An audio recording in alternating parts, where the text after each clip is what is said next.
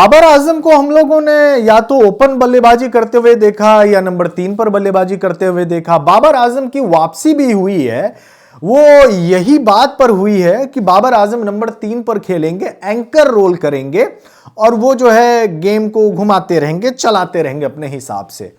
आज के मैच में बड़ी अजीब चीज देखने को मिली। आगा सलमान जो है वो खुद ही नंबर 3 पर बल्लेबाजी करने के लिए चले गए, आगा सलमान। और बाबर आजम जो इस मैच से पहले सिर्फ एक ही बार T20I में, समझे ना, चौथे नंबर पे सिर्फ एक ही बार उसने बल्लेबाजी की थी, 43 रन की पारी खेली थी वेस्ट इंडीज के अगेंस्ट, वो भी बरसों पहले खेली हुई थी, बरसों पहले। चौथे नंबर पे बाबर आजम तो चौथे नंबर पे बल्लेबाजी करता नहीं है।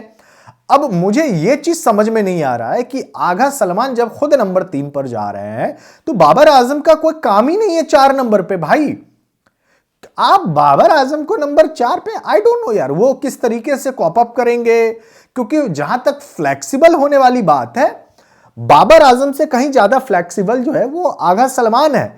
एंड मुझे ऐसा लग रहा है कि आगा सलमान जो है वो सबको ये प्रूव करने में लगे हुए हैं कि मैं बाबर आजम से ज्यादा बेटर नंबर 3 पे बल्लेबाजी कर सकता हूं, तो अगर मैं नंबर 3 पर बल्लेबाजी करता हूं तो वो ज्यादा फायदेमंद होगा। और साथ में जब मैच खत्म हुआ उसके बाद आगा सलमान की जो बात हुई है मैंने वो सुनी, उसने बोला कि अर्ली ऑन जो स्पिन हैंडल करना होता है वो मैं बेहतर तरीके से कर लेता हूं, इसलिए मैं नंबर 3 पर बल्लेबाजी करने के लिए गया। तो क्या Agha Salman as a captain Babar Azam पे उनको कम भरोसा है? सवाल यह पैदा होता है। आपको यही लग रहा है कि बाबर आजम जो है अच्छी स्पिन नहीं खेल पा रहा है तो आप उनकी जगह चले गए और बाबर आजम को आप अपनी जगह पे भेज दिया। ठीक है, बाबर आजम का नंबर 4 पे क्या काम होगा मुझे आप बताइए। अगर नंबर 4, 5, 6, 7 देख लिया, यहां से देख लिया जाए तो फिर ओवर्स कितने बचे हुए होंगे आपके पास? 8-10 ओवर बचे हुए होंगे और इन 8-10 ओवर में आपने हिट करना होता है। उसके बाद भाई 12 ओवर के बाद तो हर बल्लेबाज चाहेगा कि आखिरी के 48 बॉल पे जो है 48 बॉल पे जितना हो जाए मैक्सिमाइज किया जाए। और बाबर ने तो ये बात खुद बोली है ना कि मेरी एबिलिटी नहीं है कि मैं क्रिस गेल की तरह छक्के लगाऊं। तो ऐसे में शादाब खान, फखर जमान जो कि बहुत बुरे फॉर्म से गुजर रहे हैं, टीम में है क्यों मुझे यह भी समझ में नहीं आता है, तो इससे बढ़िया तो फहीम अशरफ, मोहम्मद नवाज और शादाब खान को आप ऊपर डाल दीजिए।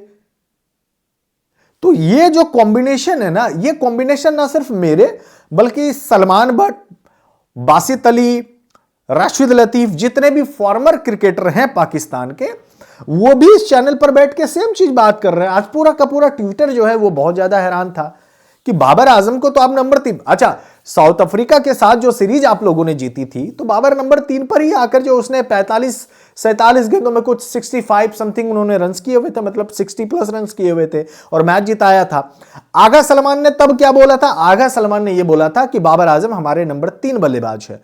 प्रेस कॉन्फ्रेंस में अगर बाबर आजम के बारे में आगा सलमान ने क्या बोला था कि बीबीएल में बाबर आजम का परफॉर्मेंस ठीक नहीं था, बट एज ए प्लेयर के तौर पे, एज ए बैट्समैन के तौर पे वो पाकिस्तान के लिए अच्छा करते रहे हैं, नंबर 3 पर वही।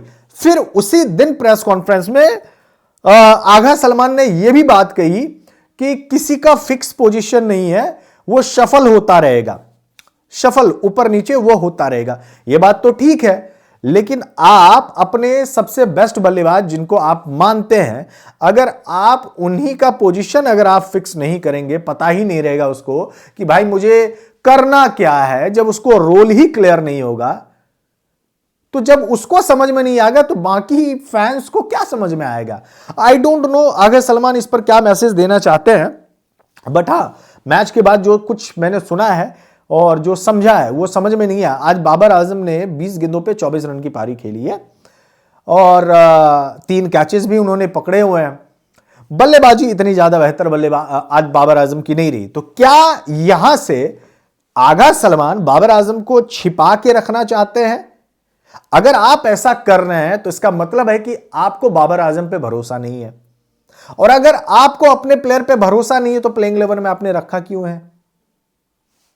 सवाल ही नहीं पैदा होता है।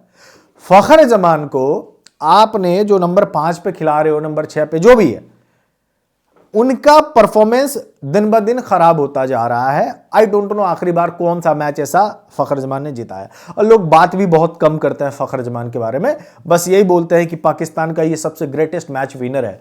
अगर ये ग्रेटेस्ट मैच विनर है इन T20I की अगर मैं बात करूं तो आई डोंट नो, मुझे आज सच में ना सिर्फ आज बल्कि कई ऐसे मैचेस हुए जिसमें फखर जमान की बल्लेबाजी मुझे समझ में सच में नहीं आई है। फखर जमान, आप लाइन देखोगे ना, लाइनअप ऊपर से, इसमें कई ओपनर्स आपको नजर आएंगे। उस्मान खान खुद ओपनर है, Sahibzada Farhan opener, Saim Ayub opener, Babar Azam opener, Agha Salman top order batsman है, नंबर 3 पर वो चला जाता है। तो शुरू से लेके ऊपर से लेके नीचे तक जो है आपके, इसमें से 5-6 तो ओपनर ही है, आपके 5 ओपनर है, 6 में से 5 ओपनर बल्लेबाज हैं। तो ओपनर बल्लेबाज को जो माइंड सेट होता है उसका तो यही होता है कि मुझे पावर प्ले का यूज करना है। जब उसी को रोल क्लियर नहीं है तो फिर आगे आपका जो रास्ता होगा वो कैसे होगा, ये तय कैसे होगा? ये चीज हर किसी के समझ से बाहर है। और बाबर आजम को किस बैटिंग पोजीशन पे आप लेके आ रहे हैं, क्योंकि अगर आप बाबर आजम को नीचे बैटिंग पर लेके आते हैं, वहां पे काम नहीं है, वहां पे राना फहीम अशरफ का काम है, वहां पे मोहम्मद नवाज का काम हो जाता है, वहां पे शादाब खान का काम है, वहां पे इनफैक्ट फखर जमान, इनफॉर्म फखर जमान का काम है जो आपको आके 10 बॉल पे 30 रन बना के दे दे या 25 रन बना के दे दे। आपने खुद, पाकिस्तान की मैनेजमेंट ने खुद यह माना है कि बाबर आजम को इसीलिए हमने टीम में रखा है कि ये 20 ओवर तक बल्लेबाजी कर सकता है, गेम चला सकता है। अब उसको नीचे बल्लेबाजी डाल के ये चीज मेरे समझ में नहीं है। हाँ, ये भी है, इस चीज को आप जस्टिफाई नहीं कर सकते हैं, बाबर आजम के बल्ले से रन्स नहीं आ रहे, सवाल खड़े हो रहे हैं, तो आई थिंक जितना ऊपर बल्लेबाजी बाबर आजम करेगा उतना फायदा होगा पाकिस्तान टीम के लिए। और अगर बाबर आजम को खुद को कॉन्फिडेंस आया, बाबर आजम के बल्ले से रन्स आएंगे तो आपको फायदा होगा, आपकी टीम को आएगा। जबकि नीचे बल्लेबाजी करेंगे उससे और बाबर आजम का कॉन्फिडेंस डाउन होने वाला है। ये मेरा इस पे ओपिनियन है। आपका क्या कहना है कमेंट करके जरूर बताइएगा।